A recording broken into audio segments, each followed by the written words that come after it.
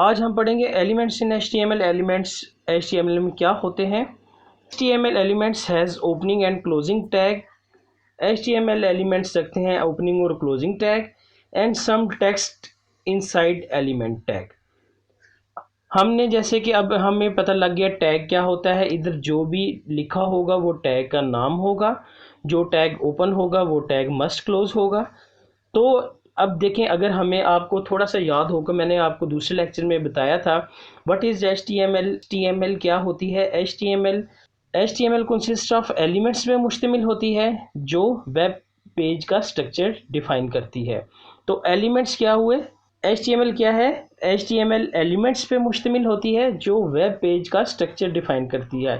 तो एलिमेंट्स क्या है, एलिमेंट्स सिंपल ओपनिंग टैग और क्लोजिंग टैग रखते हैं और उसके अंदर कुछ टेक्स्ट होता है। जैसे हेड टैग के अंदर आपने देखे यहाँ हमने ओपनिंग हेड टैग रखा था, क्लोजिंग हेड टैग रखा था। उसके अंदर जब हमने टाइटल लिखा था, ओपनिंग टाइटल लिखा था और क्लोजिंग टैग टाइटल टैग लिखा था, उसके अंदर जब मैंने इधर अपने चैनल का नाम लिखा था तो वेब ब्राउज़र पे शो हो गया था। तो वेब पेज का स्ट्रक्चर एलिमेंट्स डिफाइन करते हैं। इसके बाद अगर आप देख लें कि HTML एक ओपनिंग टैग और क्लोजिंग टैग वो एलिमेंट है, उसके अंदर जो कुछ भी होगा वो वेब पेज पे शो होगा, वेब पेज का स्ट्रक्चर डिफाइन करेगा। एट्रीब्यूट्स इन HTML। अब मैं आपको बताऊंगा एट्रीब्यूट्स HTML में क्या होते हैं। Attributes are pair of property and value of a tag. किसी एक टैग की प्रॉपर्टी और वैल्यू का पेयर होता है विच increases the functionality of a particular tag. किसी एक मखसूस टैग का, जो भी टैग हमारे पास होगा उसकी फंक्शनैलिटी इंक्रीज करता है एट्रीब्यूट। जैसे ये एक फ़ॉन्ट टैग है हमारे पास, कलर प्रॉपर्टी है और जो रेड है ये इसकी वैल्यू है। इसको हम कहेंगे ये तमाम एट्रीब्यूट है। ये जो आपको रेड पे नज़र आ रहा है ये तमाम एट्रीब्यूट है। लेकिन अगर हम इसको सिंगल डिफाइन करना चाहें, ये प्रॉपर्टी है, फ़ॉन्ट टैग की कलर प्रॉपर्टी है और कलर की वैल्यू रेड है। फ़ॉन्ट टैग की फंक्शनैलिटी होगी, जैसे ये इसकी इंक्रीज़ हुई है तो इसका असर ये इस टेक्स्ट पे पड़ेगा। आपको प्रैक्टिकल के करके बताऊंगा, आप ज़्यादा क्लियर हो जाएंगे। इसके बाद हम पढ़ते हैं हेडिंग्स। मैं आपको आज HTML में हेडिंग्स भी बता देता हूँ। There are 6 headings in HTML। HTML में 6 हेडिंग्स होती हैं।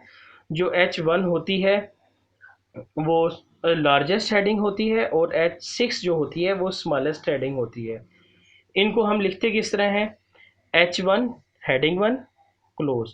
जो हेडिंग 1 है ये आपने एक पेज पे एक ही डिफ़ाइन करनी है। ये रिकमेंडेड तरीका है कि आपने हेडिंग 1 एक पेज में एक ही रखनी है। ये अगर बहुत ही ज़रूरत है आपको तो 2 कर सकते हैं, लेकिन 2 से ज़्यादा ना करें। जो सर्च इंजन होता है वो हेडिंग 1 को ही देखता है और हेडिंग 1 एक पेज में एक ही होनी चाहिए, क्योंकि सर्च इंजन यही रिकमेंड करते हैं। उसके बाद अब मैं ये पूरा टैग पूरी लाइन हेडिंग अगर मैं बना दूं तो एक तो ये पूरा पुअर प्रोग्रामिंग होगी कि मैंने ये पूरी लाइन हेडिंग कर दी है।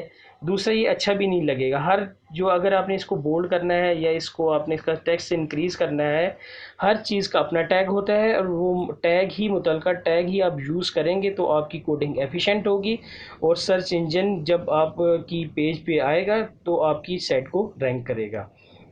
चलें, ये तो थ्योरेटिकल हो गया था। अब हम प्रैक्टिकल की तरफ मूव करते हैं।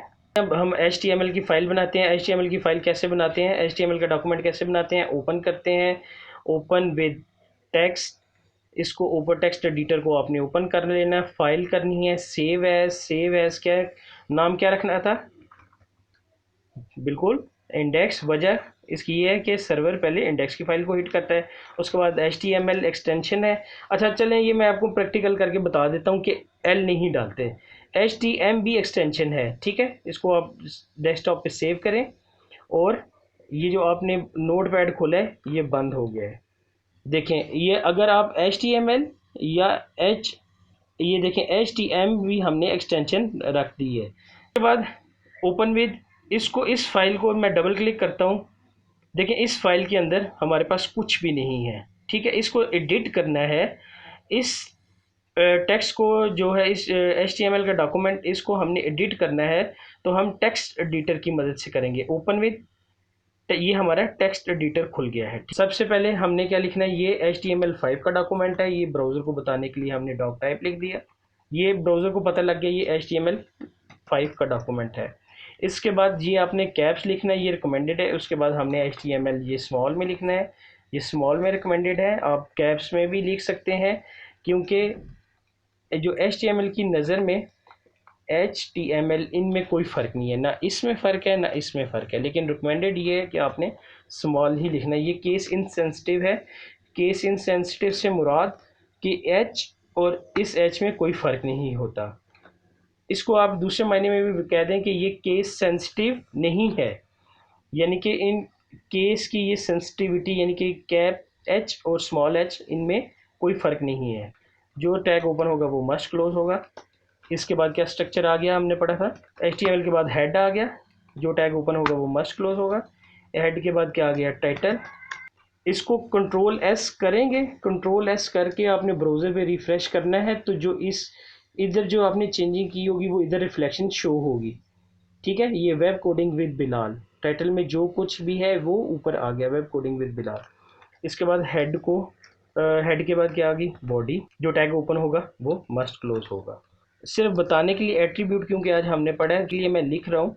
अब हम इसमें एट्रीब्यूट डालते हैं। स्टूडेंट्स, मैं इसको इनको बड़ा कर लेता हूँ, ब्राउज़र्स को भी और टेक्स्ट एडिटर को भी। अब ये देखें, मैं एक पेज से दूसरे पेज में मूव कर रहा हूँ, एक पेज पे। इसके लिए मैंने ऑल्ट पे अंगूठा रखा है और टैब से ये स्विच कर, आप करेंगे तो आपको साथ साथ पता लगता रहेगा।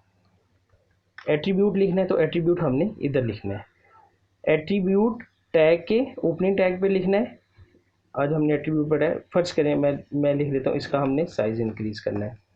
लिखने का तरीका क्या है, प्रॉपर्टी पहले लिखी, इक्वल डाला, इक्वल के बाद आप सिंगल कॉमा भी ले सकते हैं और डबल कॉमा भी ले सकते हैं। ठीक है, और अगर आपने नंबरिंग लिखनी है वो बगैर कामों के भी लिख सकते हैं, लेकिन अगर आपने कोई टेक्स्ट लिखना है इस साइड तो वो मस्ट कामों के अंदर ही होगा। हम डबल कॉमास ले लेते हैं, साइज़ और 4। ये हमने कोडिंग एक ही तरह रखनी है। आप ये जो नंबर है ये बगैर कॉमास के भी लिख सकते हैं और सिंगल में भी लिख सकते हैं, लेकिन अगर आपने डबल कॉमास यूज़ किए हैं तो डबल कॉमा ही यूज़ करने हैं और एक ही तरह सारा वैल्यूज़ लिखनी है। जिस तरह आपने शुरू में एक कोई भी रख लिया, अगर हमने टेक्स्ट भी कोई रखना होगा तो वो डबल कॉमास के अंदर ही रखना है। चलें कंट्रोल S करें और वेब ब्राउज़र में रिफ़्रेश करें। ये देखें, मैं आपको बता देता हूँ। अब इसका फ़ॉन्ट, ये मैंने वेब कोडिंग विद बिलाल लिखा हुआ है। इसको जब मैंने इसकी एक एट्रीब्यूट है साइज़, सारा ये पेयर है, प्रॉपर्टी और वैल्यू का एट्रीब्यूट है। अब इसको मैं साइज़ इंक्रीज़ करता हूँ तो फ़ॉन्ट की फंक्शनैलिटी इंक्रीज़ होगी। ये देखें, साइज़ इंक्रीज़ हो गया। इससे ज़्यादा मैं इंक्रीज़ करना चाहूँ तो ये इंक्रीज़ हो गया। तो एट्रीब्यूट किसी टैग की फंक्शनैलिटी को इंक्रीज़ करता है। जैसे इसमें हमारे पास जो डिफ़ॉल्ट साइज़ था टेक्स्ट का वो ये था, और जब हमने इसे, मैं ब्राउज़र को बड़ा कर देता हूँ,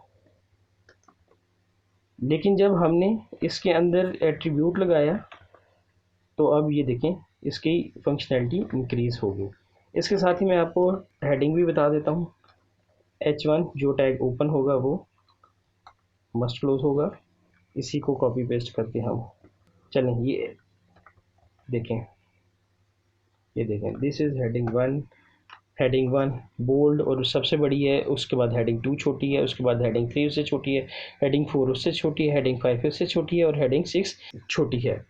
अगर आपने मेरे इस वीडियो लेक्चर को पसंद किया तो काइंडली इसको लाइक करें, मेरे चैनल को सब्सक्राइब और शेयर करें।